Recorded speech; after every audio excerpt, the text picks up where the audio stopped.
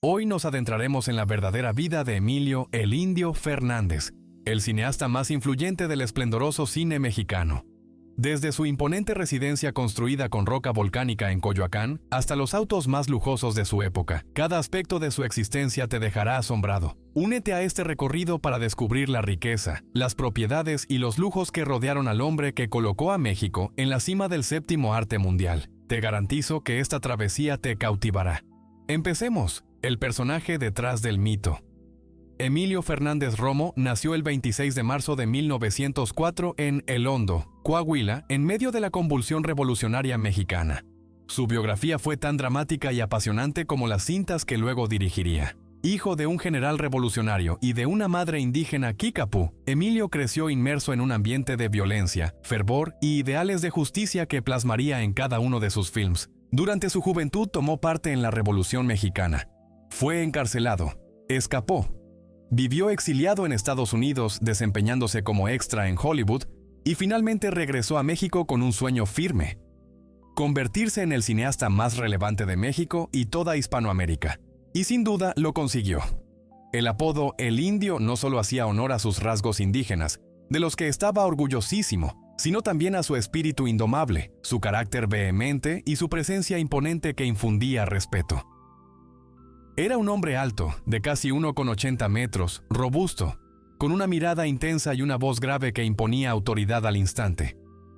Emilio Fernández debutó como director a principios de los años 40 y con su primera película, La Isla de la Pasión, en 1942, quedó claro que una estrella había emergido en el cine nacional. Pero fueron sus siguientes trabajos los que lo lanzaron al estrellato internacional. Flor Silvestre en 1943, María Candelaria en 1944, Enamorada en 1946, Río Escondido en 1947, Pueblerina en 1949 y muchas otras obras maestras que definieron la estética del cine de oro mexicano. Su estilo era inconfundible, utilizaba los paisajes mexicanos como protagonistas.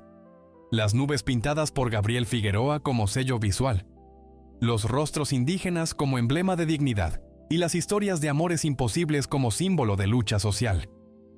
El Indio Fernández no solo realizaba películas, creaba arte genuino capaz de rivalizar con lo mejor de Europa, y el mundo entero lo reconoció. En 1946 obtuvo la Palma de Oro en el Festival de Cannes con María Candelaria, posicionando a México como una potencia cinematográfica. Luego llegarían premios en San Sebastián, Berlín, Venecia y el reconocimiento de críticos internacionales.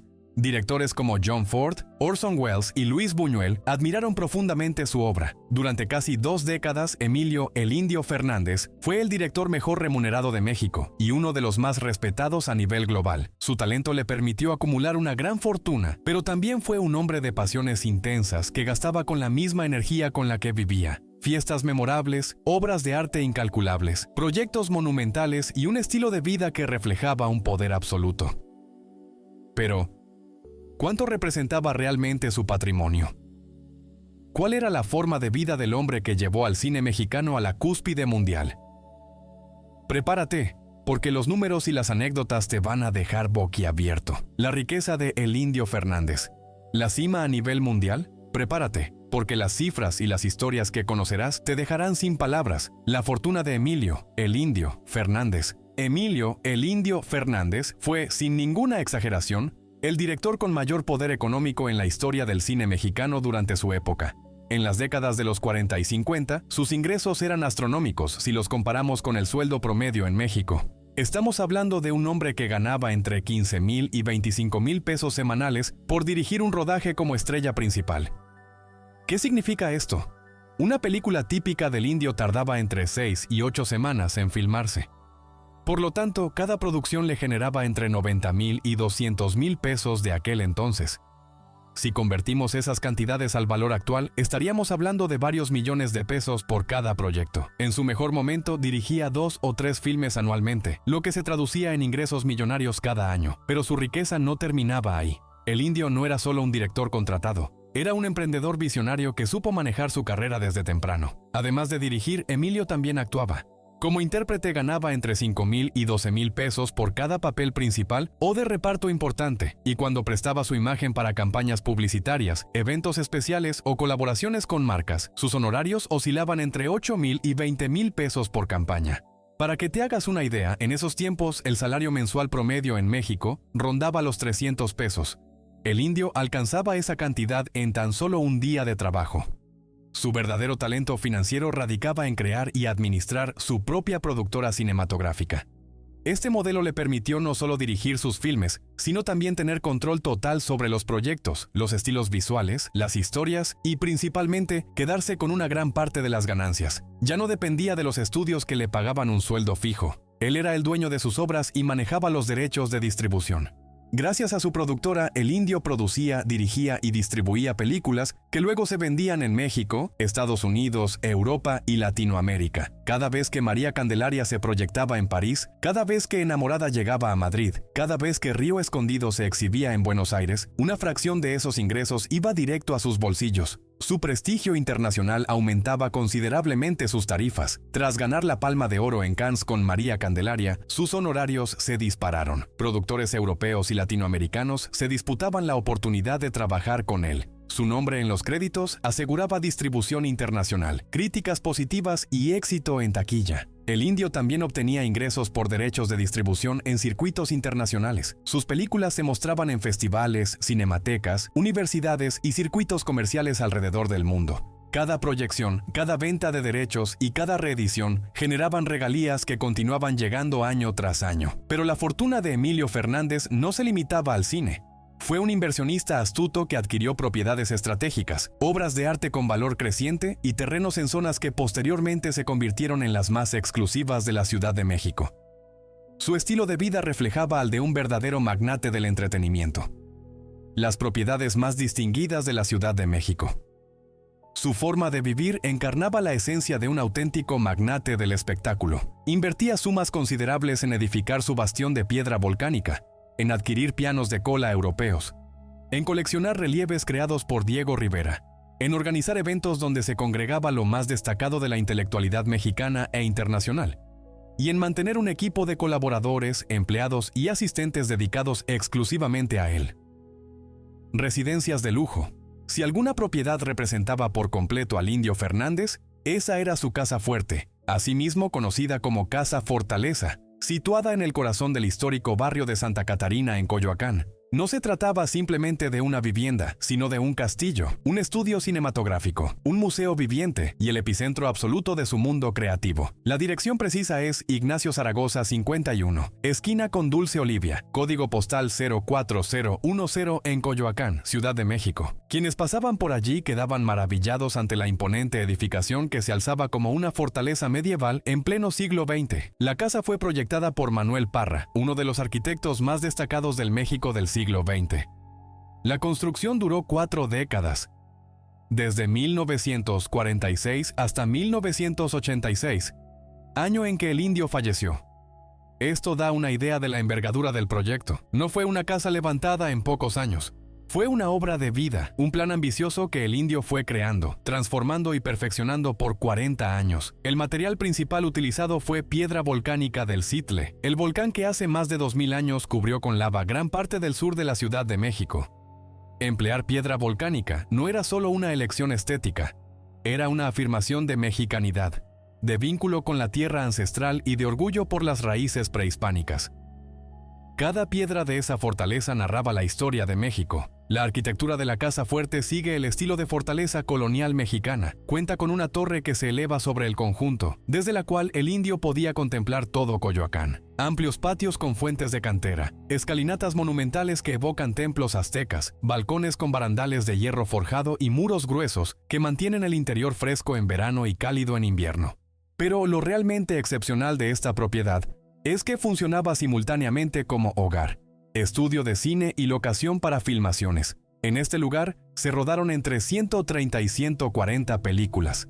Sí, Escuchaste bien, más de un centenar de filmes se filmaron total o parcialmente en esta fortaleza. Obras emblemáticas como El rapto, Enamorada, Maclovia, La malquerida y muchas otras aprovecharon los patios, escaleras, salones y jardines de la Casa Fuerte como escenario. La Casa Fuerte también era punto de encuentro para los grandes del arte y la cultura mexicana. Aquí se reunían con frecuencia Agustín Lara, Diego Rivera, Frida Kahlo, Juan Rulfo, María Félix, Dolores del Río, Pedro Infante, Jorge Negrete y figuras internacionales que visitaban México. Las celebraciones del Indio eran legendarias. En una sola noche podías ver al muralista más importante de México disfrutando tequila junto al novelista más renombrado de Latinoamérica. Mientras Agustín Lara tocaba el piano y María Félix compartía anécdotas de sus rodajes en Europa, el interior de la casa deslumbraba. Lara interpretaba el piano mientras María Félix relataba historias de sus filmaciones en Europa. El interior de la residencia impresionaba. Contaba con un salón dedicado a la música que albergaba pianos de concierto, donde Agustín Lara solía tocar durante largas horas. Se dice que algunas de sus melodías más famosas nacieron en ese espacio, rodeado por el ambiente bohemio y creativo que solo esta fortaleza podía brindar. Los jardines de la propiedad eran grandiosos y extensos, con higueras centenarias que ofrecían sombra para las reuniones literarias, estanques habitados por peces de vivos colores, terrazas hechas de roca volcánica donde se celebraban cenas bajo el cielo estrellado y rincones escondidos ideales para charlas íntimas.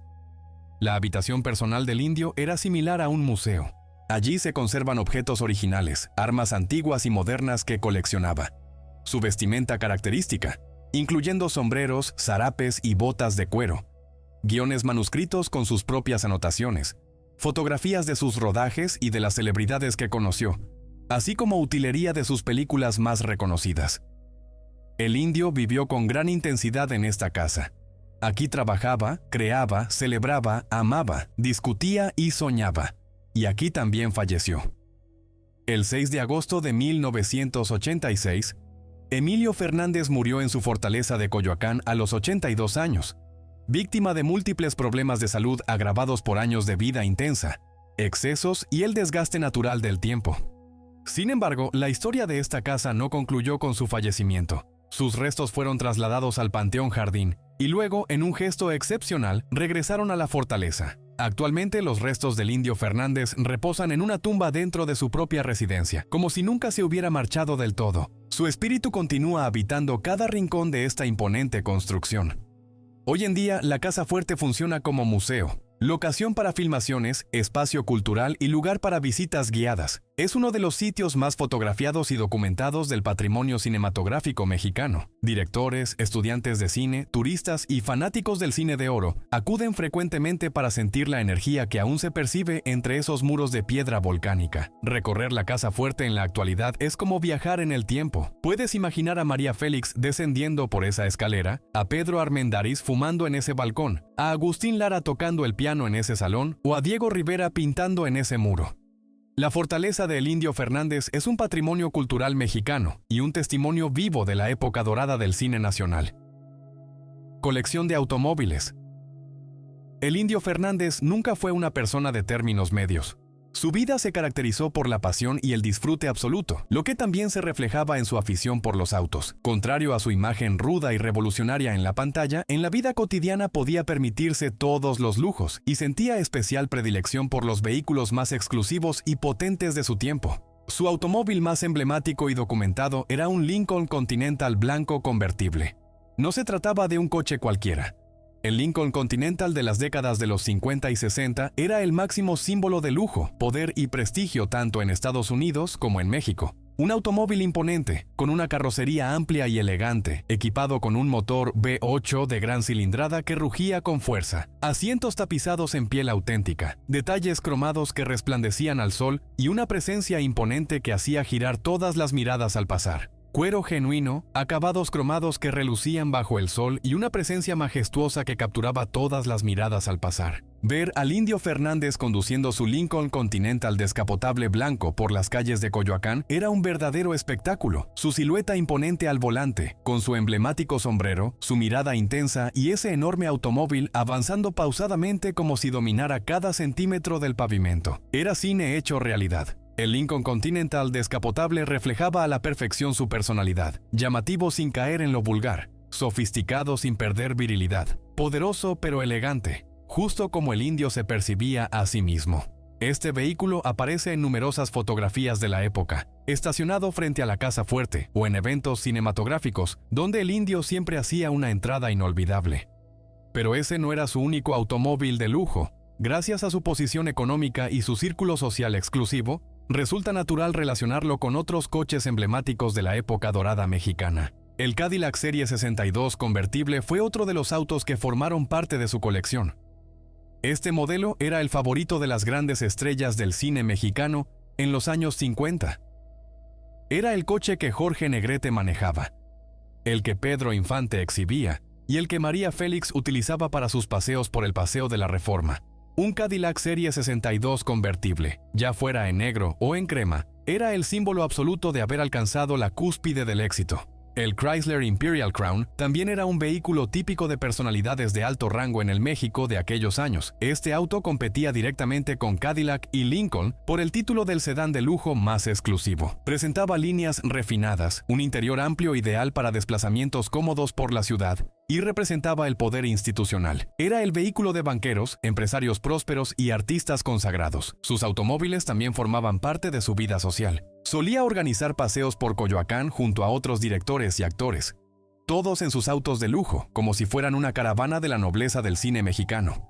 Visitaban los mejores restaurantes, celebraban estrenos en los cines más selectos y asistían a fiestas en las mansiones de San Ángel y Polanco. Además, el indio era reconocido por su extrema generosidad con sus amigos cercanos. Prestaba sus vehículos e incluso los regalaba cuando consideraba que alguien lo había ayudado o merecía un reconocimiento especial. Era un hombre de grandes gestos, de acciones memorables, con una vida intensa en todos los sentidos, rodeado de otros lujos y un estilo de vida único. La verdadera riqueza de Emilio, el indio Fernández, no residía únicamente en sus cuentas bancarias o en sus propiedades. Estaba en su invaluable colección de arte, en su estilo de vida bohemio y refinado a la vez, en su habilidad para reunir en su hogar a lo más selecto de la cultura mexicana e internacional. Una de sus mayores pasiones era el arte religioso y colonial. El indio coleccionaba obsesivamente piezas antiguas rescatadas de conventos abandonados, templos en ruinas y haciendas coloniales. Poseía imágenes de santos talladas en madera del siglo XVI, retablos dorados que originalmente decoraban iglesias virreinales, crucifijos de marfil traídos de las Filipinas durante la época de la Nao de China y vírgenes pintadas por artistas anónimos de la colonia. Estas piezas no solo adornaban su casa fuerte, sino que formaban parte esencial de su visión artística.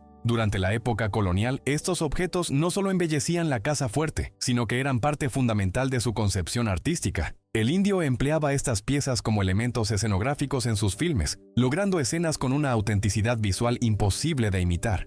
Cuando en una película de Indio Fernández aparecía una iglesia, los retablos, las imágenes y los artículos litúrgicos eran genuinos, con siglos de historia y cargados de significado real. Además, era un ferviente amante de la música. Poseía pianos de cola europeos, instrumentos de cuerda elaborados por los más destacados luthieres de España y México, junto con una colección de discos de música clásica, boleros y música tradicional mexicana. La música estaba presente en su vida constantemente. En sus celebraciones siempre había música en vivo. Agustín Lara tocaba el piano hasta el amanecer.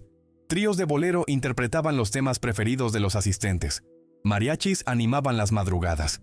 Su hogar también contaba con relieves escultóricos diseñados expresamente por Diego Rivera. La relación entre el indio y Rivera era profunda y compleja. Se admiraban mutuamente, aunque también chocaban por sus caracteres intensos.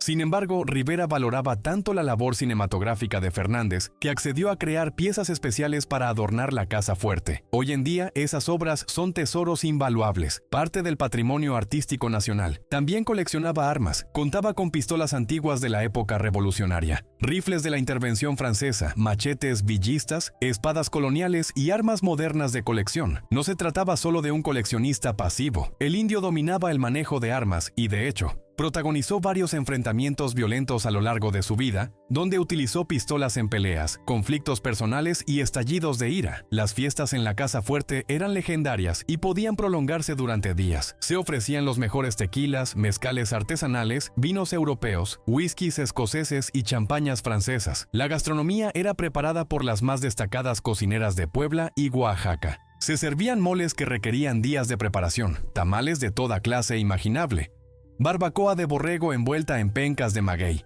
chiles en nogada en temporada y postres tradicionales que eran verdaderas obras maestras culinarias. Su vestimenta también era distintiva.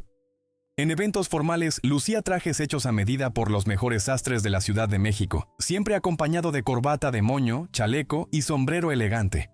Pero su atuendo más emblemático era el revolucionario. Sombrero ancho, camisa de manta, paliacate rojo al cuello, pantalón de mezclilla y botas de cuero. Era su forma de recordar al mundo sus raíces humildes y su papel en la revolución. Las películas que cimentaron su imperio. Su compañía cinematográfica producía, financiaba y distribuía obras maestras que todavía hoy se analizan en escuelas de cine a nivel mundial. Hagamos un recorrido por las más destacadas. Flor Silvestre, de 1943, fue su primer gran éxito. Contaba con la actuación de Dolores del Río, la actriz mexicana más relevante de todos los tiempos, y Pedro Armendáriz, el actor más fuerte y carismático del cine de oro. La fotografía estuvo a cargo de Gabriel Figueroa, quien se convertiría en el socio creativo más importante del Indio. Este filme estableció el estilo visual que definiría al cine mexicano. Paisajes imponentes, nubes dramáticas, composiciones que parecían cuadros y rostros indígenas capturados con dignidad y belleza. Podría describir al cine mexicano con imágenes majestuosas, cielos cargados de nubes dramáticas, composiciones que parecían obras pictóricas y rostros indígenas retratados con respeto y hermosura. María Candelaria, estrenada en 1944, Música, fue la película que lo consagró nuevamente en la escena internacional, con las actuaciones de Dolores del Río y Pedro Armendáriz. Narraba la tragedia de una pareja indígena en Xochimilco, enfrentando el rechazo y la violencia de su propia comunidad. Música. Esta cinta obtuvo la Palma de Oro en el Festival de Cannes en 1946, el galardón más prestigioso del cine mundial. México jamás había alcanzado tal reconocimiento.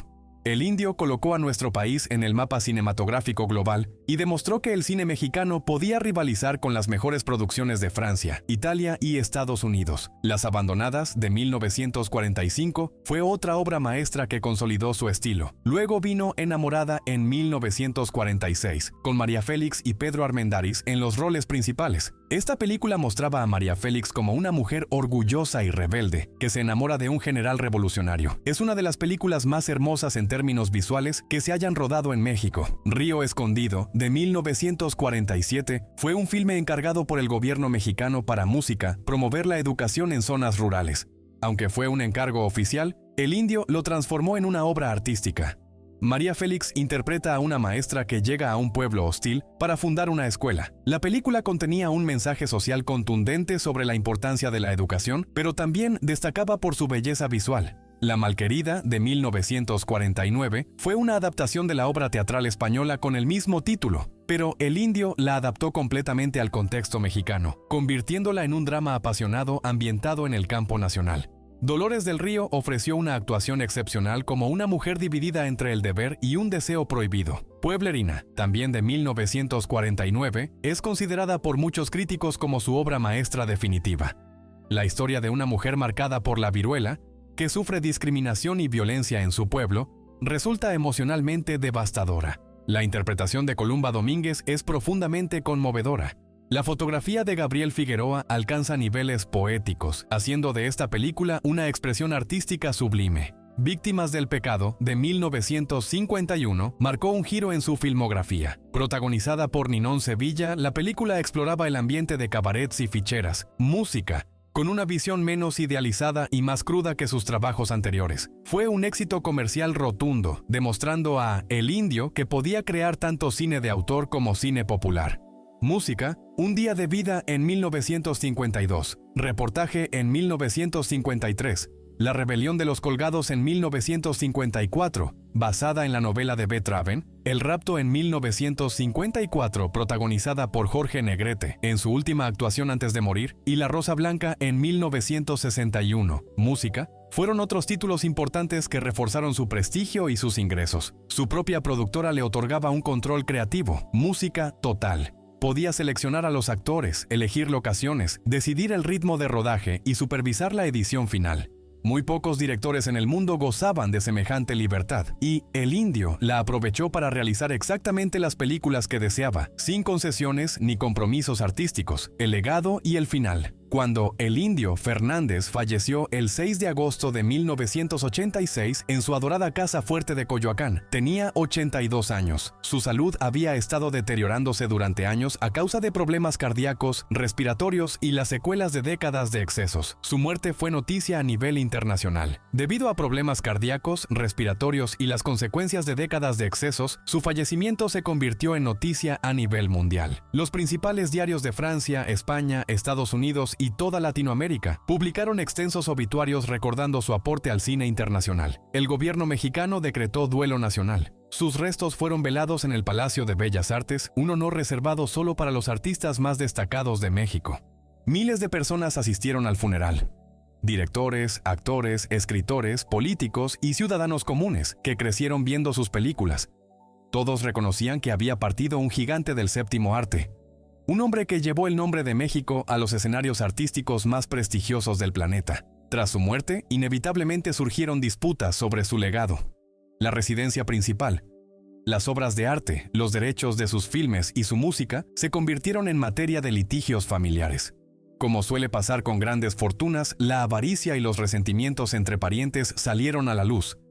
Sin embargo, a diferencia de otros casos como el de Cantinflas, donde la herencia se perdió en interminables batallas legales, en el caso del Indio hubo cierto respeto hacia su legado. La casa fuerte se mantuvo y con el tiempo se transformó en el museo y centro cultural que conocemos hoy. Sus películas fueron restauradas y continúan exhibiéndose en cinematecas alrededor del mundo. El verdadero legado de Emilio "el Indio" Fernández no está en su patrimonio material. Reside en haber creado un estilo visual único que definió al cine mexicano, en haber demostrado que un director nacional podía ganar la Palma de Oro en Cannes, en haber capturado el paisaje mexicano con tanta belleza que inspiró a generaciones de cineastas, en haber otorgado dignidad cinematográfica a los rostros indígenas que antes eran invisibles en la pantalla. Directores contemporáneos como Guillermo del Toro, Alfonso Cuarón y Alejandro González Iñárritu reconocen la influencia del Indio en su obra. Cuando del Toro ganó el Oscar por The Shape of Water y mencionó la importancia del cine clásico mexicano, hacía referencia al legado de Emilio Fernández. Cuando Cuarón filmó Roma con esa estética en blanco y negro que recuerda a Gabriel Figueroa, estaba rindiendo homenaje al trabajo que el Indio y Figueroa realizaron juntos durante décadas. La historia de la vida espléndida de Emilio, el Indio Fernández, es la historia de un hombre que se atrevió a soñar en grande y tuvo el talento para transformar esos sueños en realidad.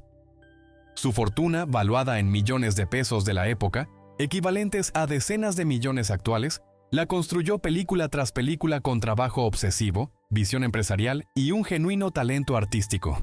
No heredó nada, edificó todo con sus propias manos y su mente brillante. Espero que hayas disfrutado este recorrido por la vida lujosa del Indio Fernández, tanto como yo disfruté prepararlo para ti.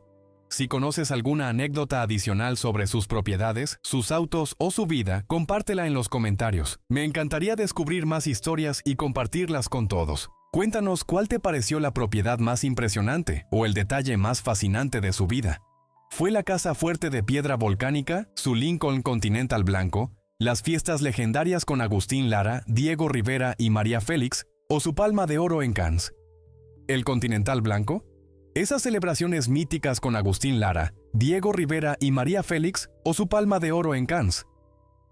Si te fascinan estos relatos donde las leyendas del cine de oro revelan su faceta más íntima y sofisticada, no dejes de ver nuestros otros videos sobre las figuras emblemáticas de la época dorada del cine mexicano. Haz clic, suscríbete y activa la campanita para que no te pierdas ningún contenido, porque lo que viene es realmente espectacular.